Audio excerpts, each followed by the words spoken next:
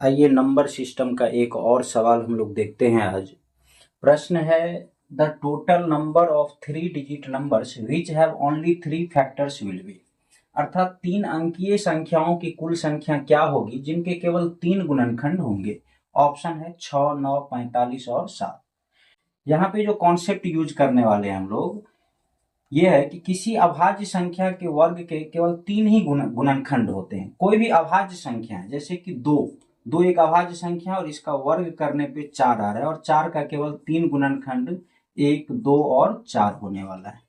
तो इस प्रकार जो भी अभाज्य संख्या है उसका वर्ग करने पे केवल 3 ही गुणनखंड आता है। और अभाज्य संख्या का एक छोटा सा लिस्ट हम लिख देते हैं, जैसे 2, 3, 5, 7, 11, 13, 17, 19, 23, 27, 31, 37 और भी कई सारे हैं, लेकिन अभी इतना तक ही। तो यदि यहाँ पे हम देखें कि 7 का वर्ग करेंगे तो 49 आएगा, जिसका केवल 3 ही गुणनखंड होंगे। तो 49 जो है वो 2 अंकीय संख्या है, जैसे यहाँ पे हम लिखे भी हैं कि 7 का वर्ग 49 होता है और इसका केवल 3 ही गुणनखंड होगा, 1, 7 और 49 खुद होगा। लेकिन 7 के बाद जो अगला अभाज्य संख्या है 11 और इसका वर्ग 121 आएगा, अर्थात 121 का 3 गुणनखंड होगा।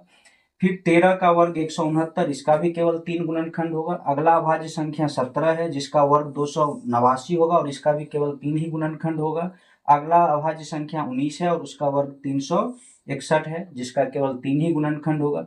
तो इस प्रकार हम देख रहे हैं कि 961 तक ये जो है, अर्थात 31 का ये जो वर्ग है 961, जो कि 3 अंकीय संख्या, और 31 के बाद जो अगला अभाज्य संख्या है 37, जिसका वर्ग करने पे 1369 आ रहा है, जो कि 4 अंकीय संख्या है। तो हमको केवल 3 अंकीय संख्या चुनना है, अर्थात 121 से लेके 961 तक जो भी अभाज्य संख्या का वर्ग करके आ रहा है वो सभी, इसका मतलब वो तीन, उस सभी का केवल 3 ही गुणनखंड होने वाला। तो इस प्रकार कितनी संख्याएं हैं, 1, 2, 3, 4, 5, 6, 7, अर्थात इसका जो करेक्ट ऑप्शन होने वाला है वो 7। अर्थात 3 अंकीय केवल 7 ही ऐसी संख्या है जिसके केवल 3 ही गुणनखंड होंगे। तो यदि आपको ये वीडियो अच्छा लगा हो तो लाइक, कमेंट और शेयर करिए, साथ ही चैनल को भी सब्सक्राइब करिए। धन्यवाद।